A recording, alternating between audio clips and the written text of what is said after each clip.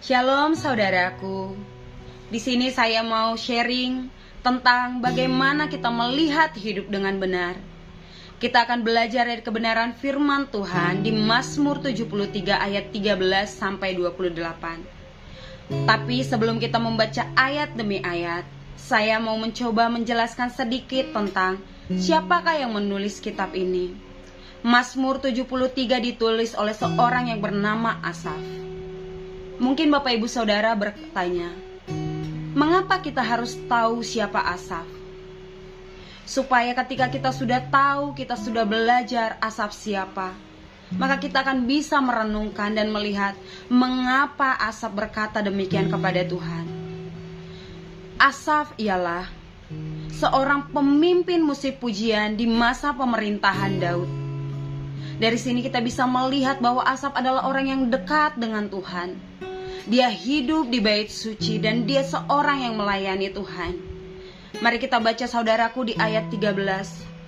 Asaf berkata, "Sia-sia sama sekali aku mempertahankan hati yang bersih dan membasuh tanganku tanda tak bersalah. Namun sepanjang hari aku kena tulah dan kena hukum setiap pagi." Bapak Ibu Saudara, kalau kita baca di ayat sebelum-sebelumnya, kita bisa melihat mengapa Asaf berkata sia-sia kepada Tuhan. Asaf merasakan kecemburuan dan iri hati karena Asaf melihat orang-orang fasik begitu diberkati luar biasa oleh Tuhan. Mereka bisa bersenang-senang dengan hidup mereka. Mereka menerima yang baik dari Tuhan. Bapak Ibu Saudaraku, kita juga mungkin sering merasa seperti Asaf. Kita melihat orang-orang di luar sana, mereka yang tidak pernah beribadah, mereka yang tidak pernah mencari Tuhan, tapi mereka begitu diberkati oleh Tuhan. Mereka selalu menerima yang baik dari Tuhan. Mereka bisa bersenang-senang dengan hidup mereka. Mereka bisa mendapat apa yang mereka inginkan. Tetapi kita yang selalu beribadah kepada Tuhan, mencari Tuhan, bahkan mungkin kita melayani Tuhan, tapi hidup kita seolah-olah tidak diberkati. Kita tidak pernah mendapat apa yang kita inginkan. Kita hidupnya masih seperti itu-itu saja. Lalu kita berkata, Tuhan tidak adil. Tuhan itu tidak adil. Percuma saya berbuat demikian, percuma saya melayani. Mungkin kita sama seperti Asaf, Bapak Ibu Saudara. Kita merasakan hal yang sama. Tetapi kita lihat di ayat 17, Asaf berkata, "Sampai aku masuk ke dalam tempat kudus Allah dan memperhatikan kesudahan mereka. Sesungguhnya di tempat-tempat licin kau taruh mereka, kau jatuhkan mereka sehingga hancur. Betapa binasa mereka dalam sekejap mata, lenyap habis oleh karena kedahsyatan. Seperti mimpi pada waktu terbangun ya Tuhan, pada waktu terjaga rupa mereka kau pandang hina." Bapak Ibu Saudara, kita bisa belajar dari Asaf. Asaf bisa berkata demikian setelah dia masuk ke dalam hadirat Tuhan. Baru dia bisa mengerti bagaimana kesudahan orang-orang fasik itu. Baru Asaf bisa mengerti betapa adilnya Tuhan itu. Saat ini mungkin kita tidak mengerti Bapak Ibu Saudara apa yang menjadi tujuan Tuhan atas hidup kita. Tapi biarlah kita bisa belajar dari ayat ini.